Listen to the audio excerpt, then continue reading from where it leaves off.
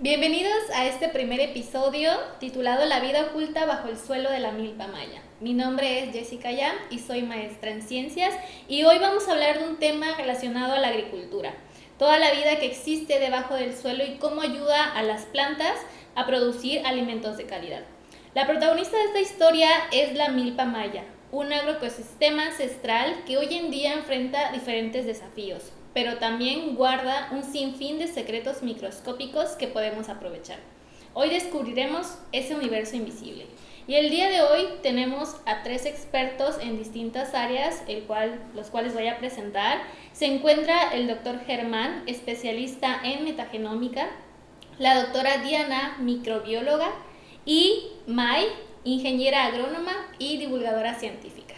El espacio va a ser de diferentes preguntas dirigido a nuestros especialistas y voy a comenzar con Mai y me gustaría saber cómo nació tu interés en estudiar agronomía. Bueno, pues antes de contestar la pregunta, quiero comentar que me siento contenta y agradecida de compartir este espacio con ustedes.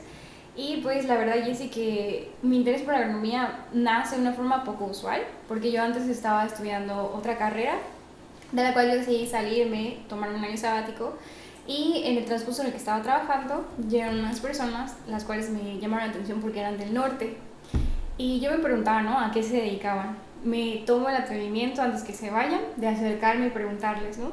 Y uno de ellos me contesta que eran agrónomos y que habían venido a Yucatán porque había una feria en el siglo XXI acerca del campo. Me dicen, no, pues tú ve, ¿no? Así como que, si te interesa de lo que estamos hablando, tú ve. Y yo dije, pues voy. Al día siguiente descansaba. Llego a la feria y me topo con pues cosas que yo no había visto antes, ¿no? Que me llamaron mucho la atención, que justo eran del campo. Ya ves, ¿no? La feria que hay tractores y hay... Y tú dices, ¿qué es eso? Que no lo ves. Entonces yo dije, ok, voy a dedicar a recorrer cada uno de los stands, a recolectar folletos. Yo llego a mi casa, abro mi laptop y busco ahí, ¿no? Videos de agronomía. Entonces me quedé como una hora viendo y viendo y viendo y viendo.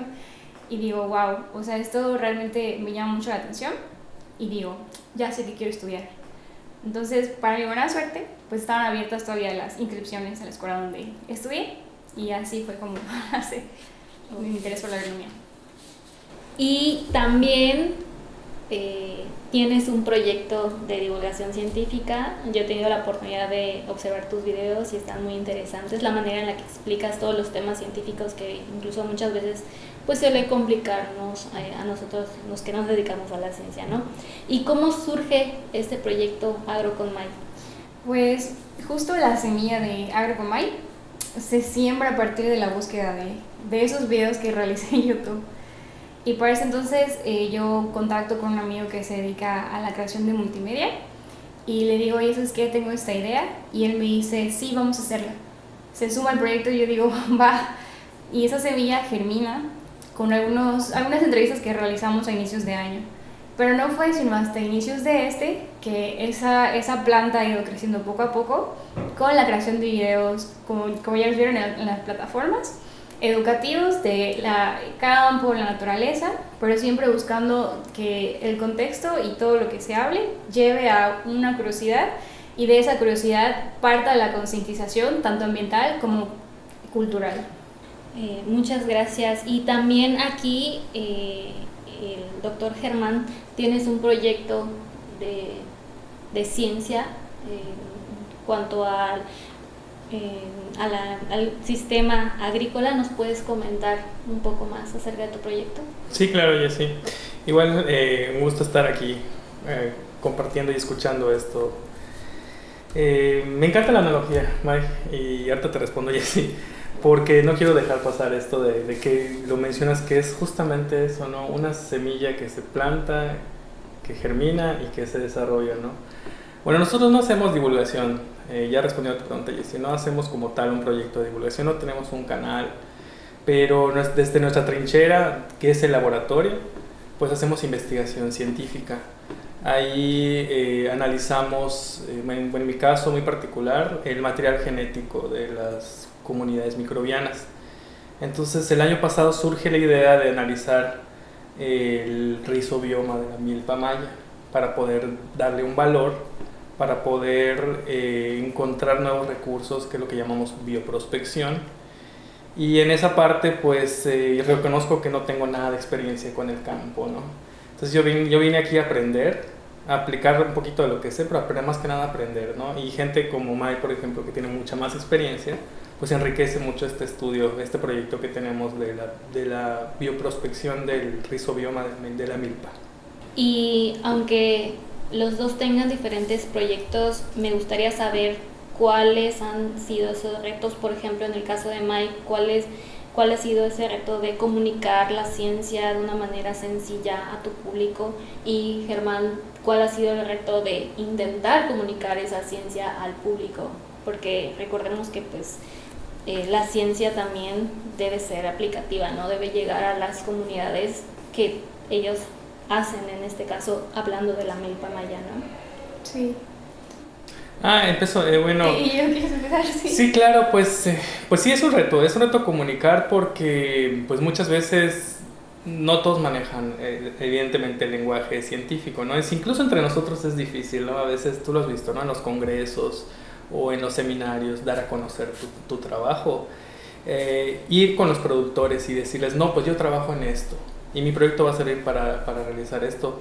Eso es un poquito difícil que la gente, primero que nada, te acepte, ¿no? Te acepte entrar a su lugar de trabajo, que tomas las muestras, que hablas con ellos, que los entrevistas, y todavía se siente un poquito la desconfianza. Yo creo que ese sería más el reto, ¿no? De que nosotros como científicos podamos ir al campo con una actitud de aprender, como muy receptiva, pero también de ofrecer algo, ¿no? De ofrecer en este caso, pues un producto o un insumo que les pueda servir a ellos. Sí. Wow, yo creo que desde mi parte, comunicar en redes sociales ha sido, ahora sí que igual aprender a observar y escuchar, porque algo muy importante al momento que tú comunicas en redes, sea lo que sea, es que debes de aprender a comunicar con claridad, porque al hacerlo de esa forma tú conectas con más personas y por ende el mensaje llega más lejos.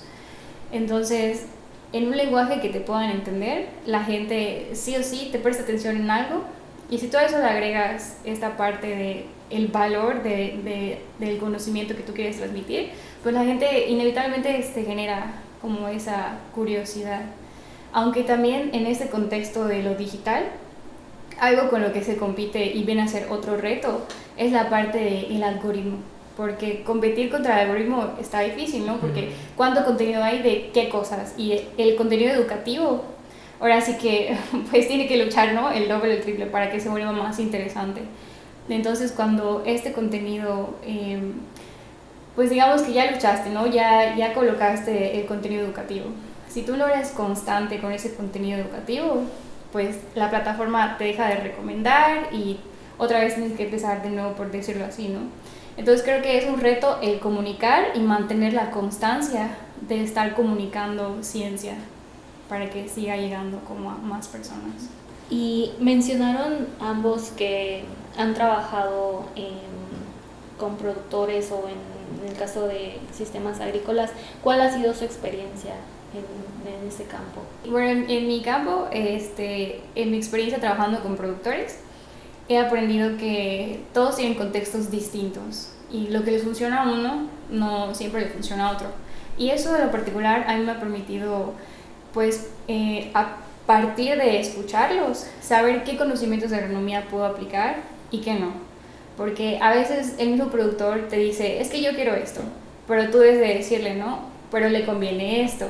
Y de cierta forma decirle el por qué, pero desde los beneficios, ¿no? Por ejemplo, de que no es que yo quiero hacer un marco de plantación de 12 por 12.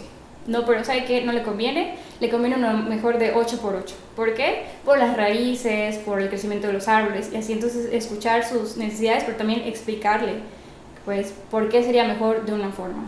¿Has trabajado en la milpa maya, en el sistema? Sí, he sido más que nada observadora, Okay. porque tanto mis abuelitos como sus papás, y en el caso de otros ejemplos, pues he visto, yo como tal sembrado una milpa, no, porque ahora sí ya está pues sumamente tecnificada, entonces no podríamos llamarle una milpa. Y Germán, ¿tú podrías explicarnos el término de milpa maya? Claro, bueno, antes de entrar allá, yo quiero retomar un poquito este punto que le preguntabas a Mai, porque también tenemos un poquito de experiencia, estamos hasta ganando un poco de experiencia en cuanto a la observación de, pues de las prácticas agrícolas. Entonces, yo quisiera conocer la opinión de Diana, porque Diana ha sido una de las personas que nos ha acompañado y ella ha interactuado mucho más que yo con los productores. Entonces, Diana, ¿tú qué has observado, qué has aprendido de los productores cuando los hemos entrevistado y así? Bueno, lo que yo he observado, y en primer lugar hemos tenido muy bonita experiencia con los productores, o con los milperos en particular, y sí ellos se sienten un poco tristes porque el sistema milpa, el tradicional, se está perdiendo. Sí. Y como tú comentaste hace un momento, ya está entrando otros sistemas de tecnificación y también de monocultivos en esas áreas que se consideraban parte de la milpa. Además, pues aunado a que las nuevas generaciones pues no les interesa trabajar pues la milpa como tal, y se entiende porque los hijos de estas personas pues han salido de sus comunidades, han ido a trabajar a la ciudad, y por eso se va perdiendo el sistema. Sin embargo, muchos de ellos nos han comentado, algunos aparte que tienen un trabajo y tienen sus milpas, nos han pues como que subrayado que para ellos la milpa no solamente es algo tradicional, sino que también es un sustento alimenticio, inclusive hasta un sustento económico para ellos. Y nos dieron un ejemplo acerca del problema que tuvimos en la pandemia, que ellos pues gracias a la milpa que ellos tenían acceso a su alimentación y no necesariamente tenían que ir a las ciudades pues para proveerse de los alimentos, y ellos estuvieron ahí en un año pues proveyéndose sus propios alimentos, y eso también se lo infunden a sus hijos, porque esa es una manera de que ellos dan a conocer de que para ellos la milpa no solamente es tener dinero, sino que también es tener un recurso alimenticio que pueden ayudar a sus propias familias. Y eso es lo que nos hemos topado, ¿no? Que en realidad es un trabajo difícil, es un trabajo muy, muy fuerte, pero que al final da recompensas al estar en contacto con sus propios productos cuando ellos lo obtienen al final. Sí, sin duda. Y los beneficios que trae, ¿no? El hecho de tener una milpa versus un monocultivo, que eso yo sé que vamos a hablar más adelante. Claro. Uh-huh. Pero claro. Sí, o sea, tanto los organismos grandes como los microorganismos del suelo, ¿no? Toda la interacción que hay. Así es. Y pues bueno, Jessy, respondiendo a tu pregunta, ahora sí como definición del libro, ¿no? Pues nosotros consideramos a la milpa más que un sistema de cultivo, lo consideramos desde el punto de vista biológico como un agroecosistema. ¿Qué significa un agroecosistema? Pues bueno, es un ecosistema que está constituido, pues como todos los ecosistemas, por recursos bióticos y abióticos, ¿no? En este caso, recursos bióticos pues son todo lo que está vivo, que en este caso son las plantas, que no solamente es una sola especie. Nosotros sabemos que en la milpa, pues que hay maíz, ¿verdad? Y siempre nos pensamos que en el maíz. Pero el maíz no es el único cultivo, entonces está el maíz, está el frijol, está la calabaza, y pueden haber muchas otras más. Puede haber chile, puede haber tomate, puede haber muchas otras hortalizas. Entonces todas estas especies vegetales están conviviendo, coexistiendo y apoyándose mutuamente, algo que conocemos como servicios ecosistémicos. ¿Cuál sería un ejemplo de servicio ecosistémico? Pues lo que hace la calabaza. La calabaza, con las hojas anchas que tiene, pues tapa la radiación solar, ayuda a que el suelo se mantenga húmedo, y también evita que crezcan las malezas, ¿no? Esa sería, por ejemplo, una de las funciones que cumple. Y además de las plantas, pues también hay insectos polinizadores, hay hongos, hay bacterias, hay protozoos, algas, de todo tipo de organismos conviviendo en el mismo espacio. Entonces, por eso es que cuando hablamos de la milpa, no solamente hablamos de un sistema de cultivo, sino también hablamos de un ecosistema biológicamente diverso y biológicamente complejo, ¿no? Del cual podemos aprovechar una gran cantidad de recursos. Ok.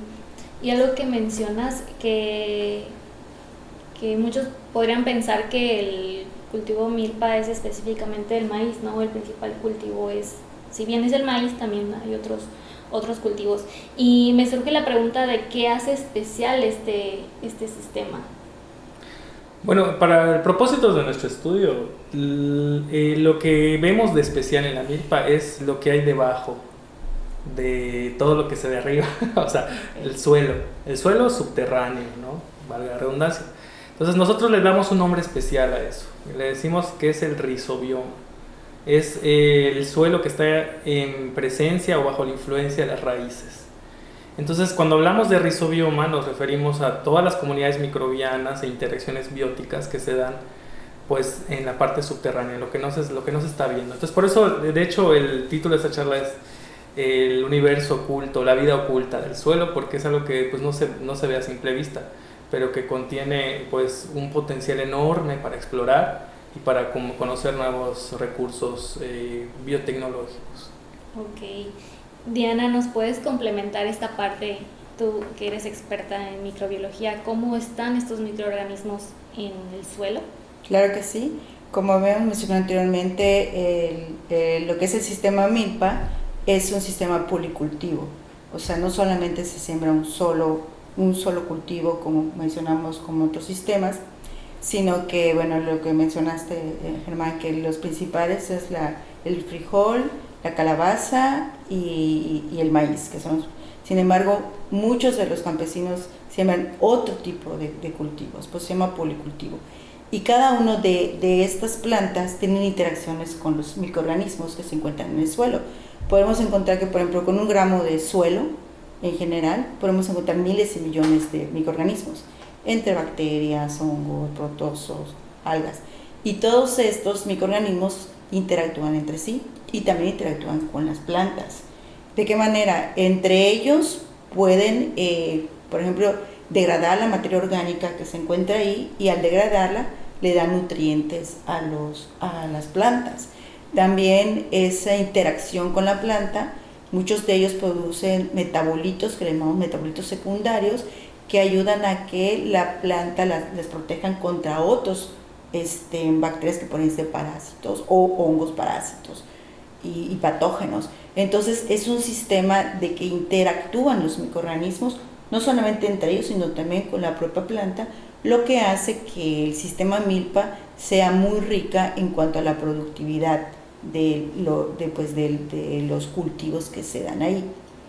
Muy diferente cuando es un sistema de monocultivo, que en realidad un sistema monocultivo, lo que son los microorganismos de ese suelo no son tan ricos en el número de lo que es el microbioma, que le llamamos científicamente microbioma, y hace que, por ejemplo, durante un determinado tiempo ese suelo pierda su fertilidad. Y eso es lo más enriquecedor del sistema milpa. Ok. ¿Y se pudiera hacer algún tipo de analogía a esta interacción microbiana? Claro. Como dije anteriormente, es una interacción entre esos organismos. Así como nosotros los humanos tenemos interacciones en un sistema, en un lugar, vamos a suponer en una ciudad. En una ciudad, la ciudad tiene diferentes aspectos, ¿no?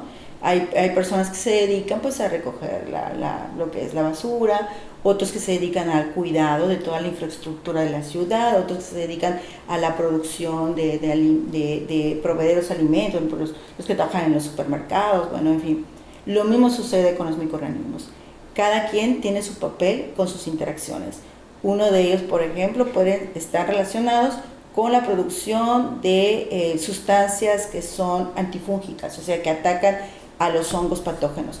Otros pueden estar relacionados con la producción de alguna hormona en particular que va a ayudar a la planta a que se pueda desarrollar, o inclusive a fijar algunos nutrientes, como por ejemplo el nitrógeno, que es muy importante para las plantas, y eso hace que la nutrición del suelo pueda ayudar a que las plantas se reproduzcan de manera pues saludable y puedan dar excelentes productos de cultivo, como por ejemplo el maíz, el frijol y la calabaza. Entonces cada uno forma un papel importante, cada uno no puede ser que uno de ellos pueda prescindir del otro.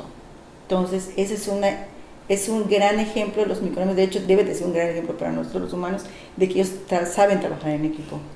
Sí. Qué interesante, como me imaginé como si le hiciéramos un zoom al suelo y me imaginé todos los microorganismos, hongos, bacterias interactuando y que tienen una función, ¿no? Para ese equilibrio ecológico. Y no solamente tienen una función, sino que también ellos conocen su lugar en el sistema. O sea, tú puedes ver, aparentemente el suelo se ve homogéneo y no es real y no es homogéneo. Por el caso, por ejemplo, del rizobioma que comentaba Germán, el rizobioma es la parte que es la interacción, pero muy cercana, entre la planta y los microorganismos, que está muy cercano a la raíz. Esa es una parte de lo que le podemos llamar una parte del suelo. Es la interacción muy cercana, muy pegadita, vaya. Y alrededor de de las otras raíces, que pueden ser raíces secundarias, hay otro tipo de microorganismos que se encuentran allá. Entonces, cada quien igual en ese sistema suelo se encuentran sus lugares importantes, porque cada uno de ellos conoce el papel. Bueno, hablamos de conocer, pero no lo conocen, ¿no? Porque no piensan, pero saben el papel que juegan en el momento de la parte química y bioquímica de esas interacciones. Y estos microorganismos que van interactuando entre el suelo y la planta, ¿se pueden obtener de alguna forma para más adelante alguna aplicación? Bueno, no todos se pueden obtener, porque no todos lo que le llamamos son cultivables en el laboratorio. Muchos de ellos, desgraciadamente, no los podemos cultivar porque, como repito, como hay una interacción muy cercana entre ellos, no podemos apartarlos uno del otro. Pero para eso entra pues una ciencia que se llama la metagenoma, pues, pero el doctor Germán sabe más de eso. Bueno, antes de entrar a lo de la metagenómica, cuando vamos al campo, yo sí quiero comentar algo, ¿no? Que ahorita que está escuchando lo que dice Diana, se me acaba de venir a la mente. Mucho de este conocimiento que menciona Diana, que hoy sabemos por las ciencias experimentales, realmente es un conocimiento que pues es ancestral, ya incluso los antepasados, los mayas, ya lo sabían, ¿no? Sabían cuántos años tienen que dejar el suelo descansar, ¿verdad? Y no me vas a dejar mentir, May, cuando tú estás hablando con el productor le dices, ¿y qué tal está la salud del suelo? Pues ellos tienen varios como indicadores, ¿no? Que te pueden decir, voy a inventar, no es como su estructura, por ejemplo. Ajá, ok, por ejemplo, aquí hay lombrices, ¿no? Aquí hay así como que ciertos insectos. ¿Nos puedes hablar un poquito, antes de entrar a lo de la... Sí, claro. Bueno, pues es un hecho y se sabe que desde hace tiempo, pues las culturas mesoamericanas, pues ya sabían de esto del suelo, como tú dices, ¿no? Ellos ya sabían cuánto tiempo dejarlo descansar. Y justo ellos, antes de establecer una milpa, ellos recorrían distancias para buscar características físicas, por decirlo así, que el suelo estuviera suelto, donde ellos vieran árboles grandes, porque los árboles grandes nos indican que hay interacción en el suelo, y que estuvieran verdes sobre todo, ¿no? Entonces ellos, basándose en esas características, por poner ejemplos, ellos decidían como de que, ok, aquí voy a establecer un cultivo, ¿no? O una milpa. Aunque realmente la palabra milpa es una palabra que los españoles adecuaron para todos los cultivos de América, pero realmente significa maizales, ¿no? Aquí en este caso se llama col en maya. Sí. No lo había escuchado. ¿No había escuchado? Sí. Ni yo. Sí. Pues por eso hay una tradición que ellos hacen, que es el col, que es la primicia. Sí, la primicia. Okay. Sí, esa es la primicia. El primer maíz que se cultiva son los que le ofrecen al dios Chac. Al dios Chac. Y complementando esta parte que me decías, pues ellos ya sabían que, por ejemplo, solo sembrando maíz, pues el suelo se desgastaba, ¿no? Y dependían solamente de ese cultivo. Entonces empezaron a meter otro tipo de cultivos y es aquí cuando el suelo se va enriqueciendo. Ok, pues eso es súper interesante. Yo no termino de aprender, la verdad. Nunca se termina de aprender. Y sí, realmente, pues como científicos no venimos a inventar nada nuevo. O sea, al final del día venimos a darle un nombre y apellido a las cosas que de alguna forma son saberes ya ancestrales, ¿no? Y bueno, regresando a lo que decía Diana, ¿cómo podemos acceder a este universo de material biológico, ¿no? Pues nosotros el enfoque que utilizamos pues es este que se llama metagenómica, ¿no? ¿Alguna vez has escuchado de metagenómica? Sí. Sí. Sí, o sea, en mi área sí, pero explícanos. Ok. de qué se trata. No, pues es analizar el material genético de un ambiente. Eso es en términos generales. La metagenómica es la genómica ambiental, o sea, el estudio del material genético de un ambiente particular. En este caso, pues es el suelo rizosférico. Entonces, ¿cómo accedemos al material genético del suelo? Pues tenemos que tomar una muestra, la llevamos al laboratorio, extraemos el ADN y el ADN se analiza con una tecnología que se llama secuenciación. Entonces, esta secuenciación nos devuelve información y esta información pues se utilizan diferentes herramientas que nosotros llamamos herramientas bioinformáticas para decodificar toda esta información, ¿no? ¿Qué hacemos? Pues todo lo que se te ocurra, leerlo de un lado para otro, de arriba para abajo, de adelante hacia atrás. Armamos como los diferentes fragmentos como si fuera un rompecabezas. Extraemos información de ahí, quiénes están, qué están haciendo, qué pueden hacer, los clasificamos, los ordenamos, los contamos, y todo eso que te estoy mencionando lo podemos hacer solamente con el ADN, digamos, la información genética del lugar. Entonces, como te puedes dar cuenta, pues esto tiene mucha aplicación, ¿no? Y si queremos nosotros conocer los secretos que guarda el rizobioma, pues este es un enfoque adecuado para hacer eso, ¿no? Porque podemos analizar gran cantidad de información y no solamente de un lugar, ¿no? Podemos ir a varios lugares. Ahorita, por ejemplo, estamos recorriendo diferentes milpas en diferentes puntos del estado, y podemos hacer el estudio espacial y temporal. Además, le podemos poner esta otra dimensión, ¿no? Podemos muestrear en temporada de secas, en temporada de lluvias, en diferentes puntos del desarrollo. O sea, este método permite hacer experimentos, pues ahora sí que la imaginación y el ingenio es el límite, ¿no? Para estudiar estos ambientes con la metagenómica.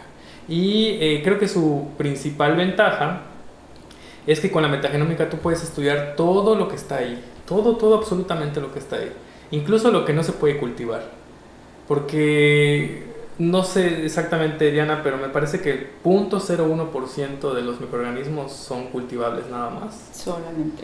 Entonces imagínate cuánto se está perdiendo. Entonces, si tú llevas una muestra y la siembras en un medio de cultivo, pues ahí te va a crecer algo, pero eso que te está creciendo no es representativo ni del 0.1%, ¿no? Entonces con la metagenómica puedes acceder a esa vasta diversidad de todo lo que hay ahí.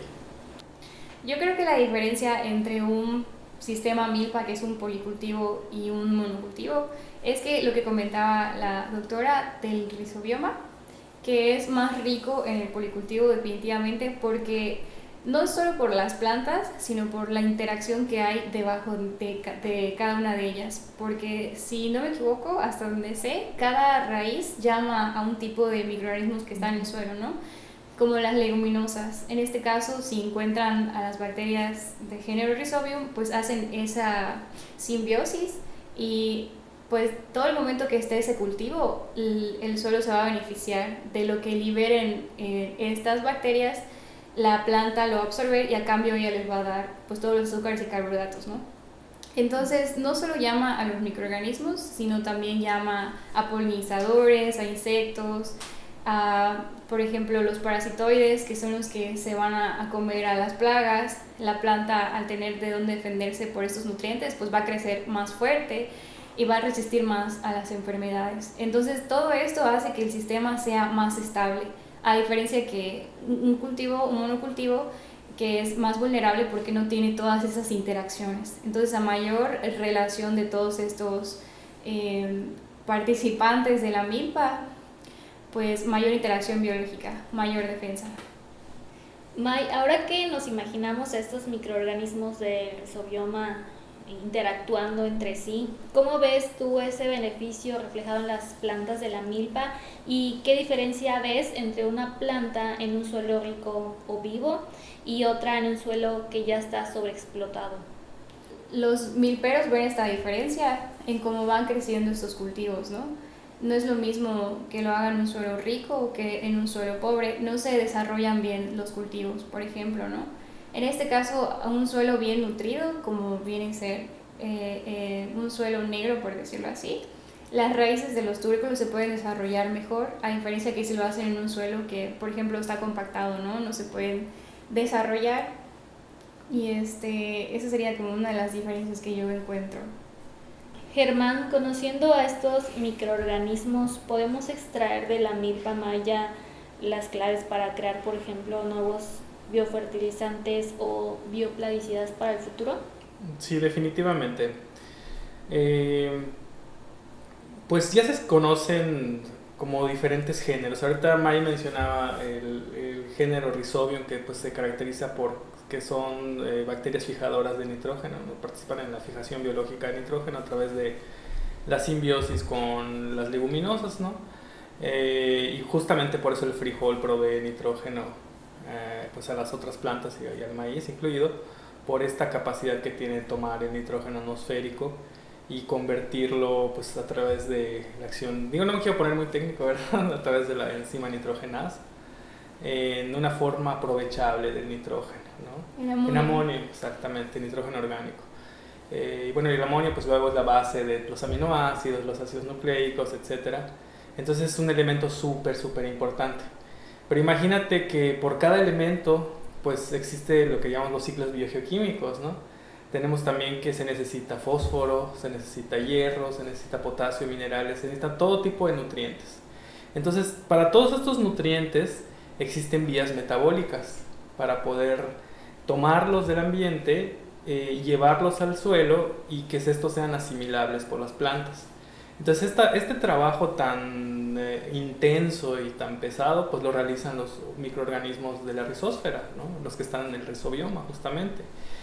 Y con el material genético de estos pues podemos nosotros rastrear esas funciones, identificar esos genes, identificar quiénes los producen y tratar de hacer ingeniería inversa, que es el aislamiento, ¿no? Como lo que pues en un principio se pretende hacer, pero ya con un conocimiento informado. El metagenoma te va a decir quiénes están ahí y qué potencialmente pueden hacer. Y con técnicas microbiológicas se pueden tratar de enriquecer e aislar estos organismos. Y estos pueden ser base de lo que nosotros llamamos bioinsumos. Si tenemos a los microorganismos aislados, los podemos deshidratar y hacer, por ejemplo, un polvo, ¿no? Que esto se puede aplicar directamente a un cultivo. Entonces, con eso estás potenciando las funciones que ya naturalmente están ahí, pero las estás como realzando, ¿no? Entonces imagínate que, no sé, tu cultivo presenta deficiencias en absorción de fósforo, ¿no?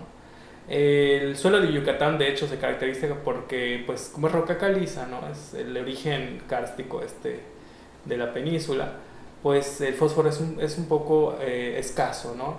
Entonces si tú identificas, vamos a pensar, bacterias que pueden solubilizar el fósforo, entonces, si las extraemos de ahí, pero ya las identificamos con el metagenoma, las extraemos, hacemos una formulación, la aplicamos al campo, entonces este bioinsumo pues va a lograr que las plantas puedan absorber mejor el fósforo, por ejemplo. Y así con cada una de las funciones. Y no solamente hablamos de nutrición vegetal o de biofertilización, también podemos hablar de biocontroladores. Hay organismos que son naturalmente, May menciona los parasitoides, pero también hay otros que son como estos, les decimos, sí, biocontroladores, hay un ejemplo que se me viene a la mente como Bacillus thuringiensis, que producen péptidos y enzimas que atacan a otras bacterias patógenas, por ejemplo, a fitopatógenos. Entonces son organismos que naturalmente combaten a las bacterias. Organismos buenos van a decir que combaten con bacterias malas, ¿no? Y hay muchos ejemplos de eso. Tricoderma es el ejemplo clásico, ¿no? De que Tricoderma es un ¿cómo se llama? Micoparásito. Entonces Tricoderma se come a otros hongos, a Phytophthora, por ejemplo, a Fusarium. Crece más y también es promotor de crecimiento vegetal. Entonces, al tener un catálogo de estos organismos benéficos, nosotros somos capaces de hacer bioinsumos que puedan ser utilizados en agricultura sustentable, ¿no? Dárselos a los productores, enseñarles sobre todo, más que proporcionárselos, también es capacitarlos para que los puedan usar. Y pues ese es el objetivo final del proyecto, ¿no? Hacer que la ciencia esté al servicio de los productores, de los agricultores directamente, ¿no? Que nuestro conocimiento realmente estamos retribuyendo de lo que ya aprendimos, pues con una parte, ¿no?, de nuestras investigaciones. Qué interesante. A mí me surge una pregunta, sabiendo ya, me imagino, así como el nombre, apellido y función de todos esos microorganismos gracias a la metagenómica, ¿cuál sería el siguiente paso para hacer esos bioinsumos? Usted, doctora. Pues eso es un gran paso, porque antes, sin las herramientas de la metagenómica, era como disparar al aire y a ver qué es lo que obtienes.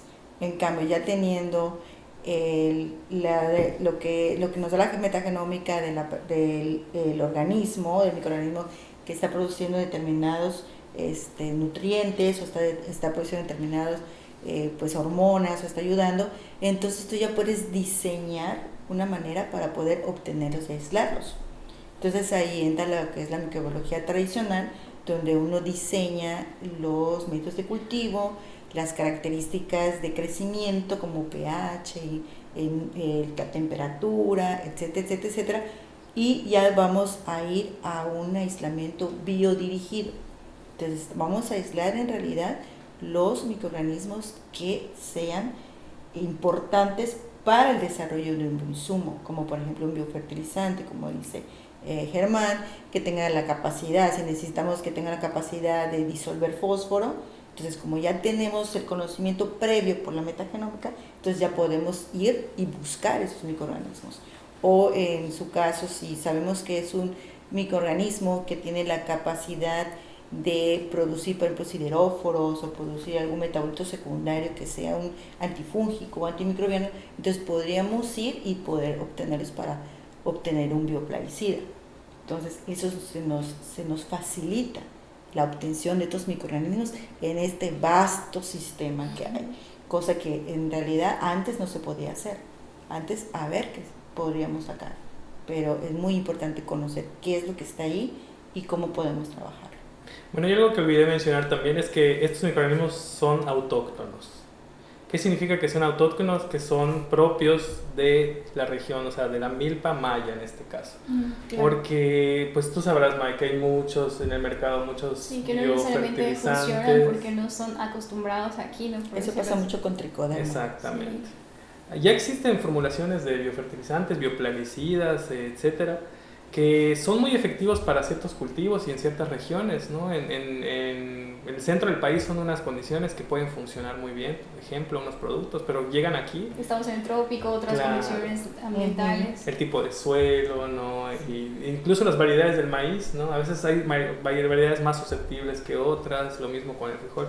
Entonces, como son organismos autóctonos, pues es casi garantía de que van a funcionar, ¿no? De que son más efectivos que los que pues, aparentemente ya están probados, pero pues no están diseñados para las condiciones locales, ¿no?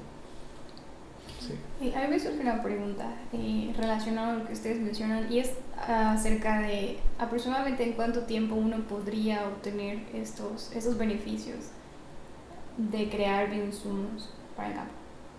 En el caso de, ¿a qué te refieres? ¿A que es ya desarrollado o, sí. o una vez aplicado? Ver los resultados. ¿Cuánto tomaría desarrollarlo y aplicarlo? Bueno, pues nosotros, por ejemplo, nuestro proyecto es un proyecto aproximadamente para 2 años, sí. Porque tenemos que comenzar con el conocimiento a nosotros nos ayuda mucho saber y conocer lo que piensan las personas que trabajan a milpa. Es muy importante saberlo, saber cómo manejan el suelo, saber todo eso para ir ya desarrollando en este caso, lo primero, la bioprospección metagenómica y ya después el aislamiento y el desarrollo, porque no solamente es decir, bueno, ya lo tengo, sino también tengo que probarlo. Claro. Entonces, para eso entra la siguiente etapa, de comprobar si una vez que ya obtenemos el insumo, entonces pueda desarrollarse y se pueda aplicar y obtener resultados. Yo pienso que, bueno, según la experiencia que hemos tenido, para ir a sacar un producto que ya se sabe que sí se puede utilizar, es aproximadamente de 4 a 5 años. El proyecto para es de el 5 producto. años, ¿no? No, estamos en la primera etapa del proyecto. La primera etapa del proyecto es de 2 años. 2 años hasta la parte de generar el insumo y después dárselo pero nos faltaría la segunda etapa de ya pues ver los resultados de ese insumo. Sí, que realmente sí, es como la extensión, ¿no? La siguiente, como dice Diana, la siguiente etapa. Si en general ese tipo de proyectos se divide en 2 etapas. Uno que es el desarrollo, otro es la aplicación, para la parte práctica, para ver en realidad los resultados ya, ahora sí como quien dice, en vivo, ¿no? En una milpa, en condiciones reales. Pero para llegar a hacer eso tenemos que hacer condiciones experimentales. Claro, de la metagenómica. No, realmente la metagenómica es como la herramienta muy para primera, o sea, es de preliminar. Es todavía el exploración. La metagenómica es la exploración, ¿no? Después viene la parte de la identificación y del diseño, como dice Diana. Y todo eso lo tenemos proyectado para 2 años. Sí, lo logran. Gracias. Pues la idea es desarrollar y ver los resultados en una milpa real. Claro. Algo que comenta Diana que es muy importante es el conocimiento viene de ellos, viene de los milperos. Muchas veces pues leemos, estamos acostumbrados, ¿no?, a artículos y demás, pero igual yo que he tenido la oportunidad de escuchar a los milperos, muchas veces coincide con la literatura y otras es muy diferente cómo trabajan. Y ellos tienen años de experiencia, ¿no? Y es importante tener ese conocimiento para posteriormente conservarlo. Ya eso va una de las últimas preguntas que tengo. ¿Cómo todo esto nos ayuda a entender este conocimiento bajo el concepto de soberanía alimentaria y la preservación de nuestra cultura local? Para el que quiera. Pues hace un rato igual usted mencionaba sobre la soberanía alimentaria, porque ellos cultivan sus propios alimentos, ¿no? Y el claro ejemplo fue en la pandemia. Uh-huh. O sea, nosotros comemos mínimo 3 veces al día. Puede faltar otro profesionista, pero no puede faltar un agricultor. Entonces es muy importante, ¿no?, tanto la milpa como otros sistemas de producción de alimentos, pero en este caso estamos hablando de la milpa, ¿no? Sí. ¿Y qué otra pregunta me habías dicho? ¿Cómo nos ayuda a preservar nuestra cultura local? Claro, pues es que para empezar, pues todos los ingredientes de nuestra cultura pues vienen, ¿no?, de la milpa, casi todos.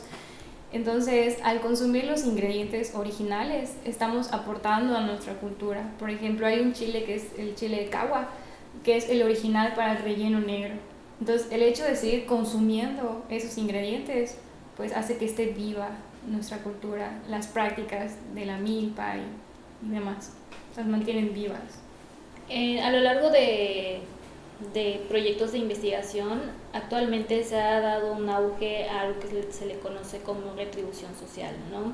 No únicamente hacemos ciencia para nosotros, para nuestro currículum, somos investigadores, sino también para retribuir socialmente a todo lo que conlleva a la población, ¿no? Entonces, ¿me pueden comentar un poco acerca de este proyecto?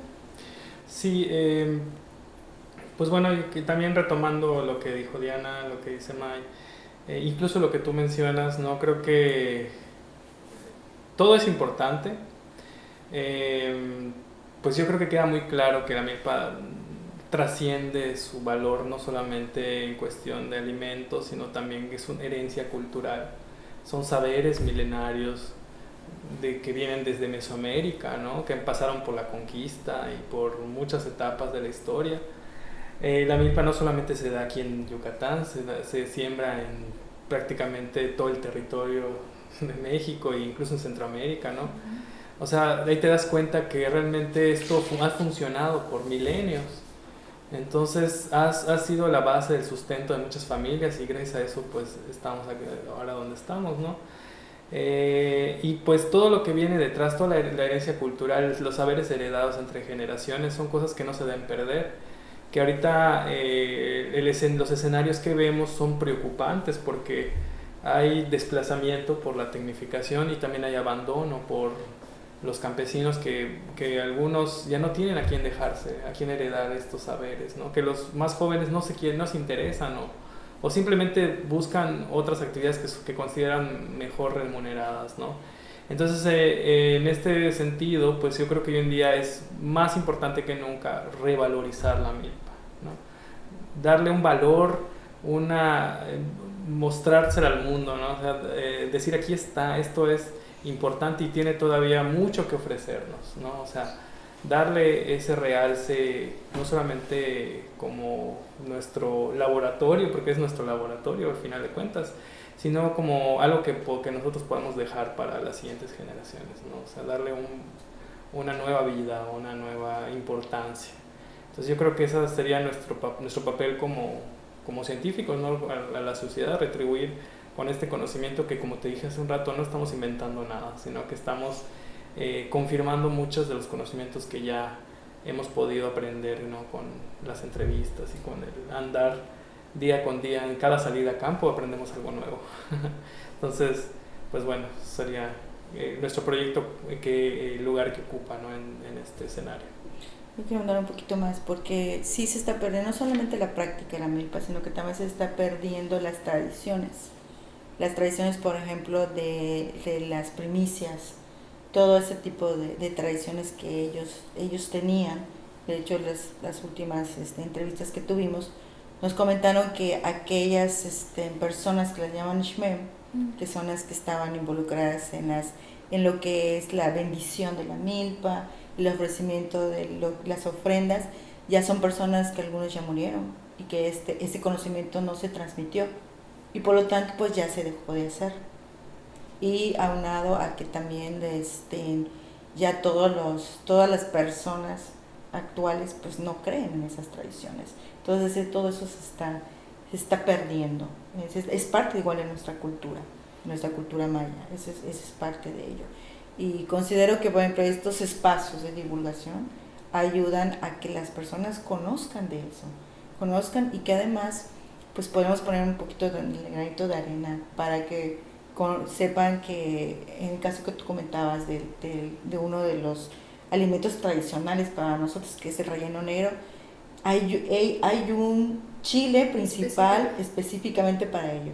Y si damos a conocer eso, ayudamos a que las personas en realidad busquen a ese cultivo y que lo compren para que hagan ese tipo de alimentos con este tipo de insumos. Entonces, eso es muy importante, revalorizar todos estos cultivos que en realidad incluso ya se están perdiendo muchos, porque ya no hay nadie que los cultive. Sí, es muy importante, ¿no? Despertar la conciencia de los jóvenes, porque sobre todo, pues ellos son los que es el relevo generacional, y si no se hace, pues básicamente seguirán siendo pues personas desconectadas de la naturaleza que los sostienen.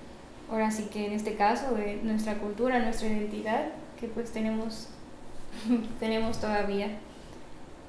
Hay que revalorizarlo. Hay que revalorizarlo, darlo a conocer, y por eso es muy importante que la divulgación llegue hasta el último, así que en el último puntito no solamente de nuestro estado, de nuestro país, del mundo. Y sentirnos orgullosos de todo esto, ¿no? Y que permee hacia todas las generaciones. Sí, justo y yo mencionando, justo es una de las cosas que yo tengo como pensamiento de AgroConMay, de tomar esta parte de pues lo que tenemos de nuestra naturaleza y brincarlo a esto de la cultura, ¿no? Así como para que no se pierda. Y relacionado a lo que comentó Diana de la divulgación científica y la importancia, May, ¿tú qué nos podrías recomendar a nosotros, a los y las científicas y científicos que nos están escuchando? ¿Qué herramientas o qué podemos hacer para que ese conocimiento que ya tenemos lo podamos transmitir de una mejor manera? Compartirlo en un lenguaje entendible. un lenguaje coloquial. Sí, compartir igual a las personas que lo hacen, yo creo que es muy importante. Así como ustedes van a campo y entrevistan a milperos, a los productores, grabarlos si ellos lo permiten, ¿no? Documentar pues todo ese proceso. Al final, pues ustedes tienen de dónde sacarlo, ¿no? Nada más es que le den clic para que lo puedan compartir. Y su proyecto igual lo mismo. Creo que todo se puede compartir hoy día, todo está al alcance de abrir una aplicación, sea cual sea, TikTok, Instagram, Facebook, YouTube. Sí, porque la gente, pues hay para todo, ¿no? O sea, y en cuestión del campo yo creo que la gente se interesa cada vez más. Y en redes sociales igual está tomando cada vez más papel. Sí.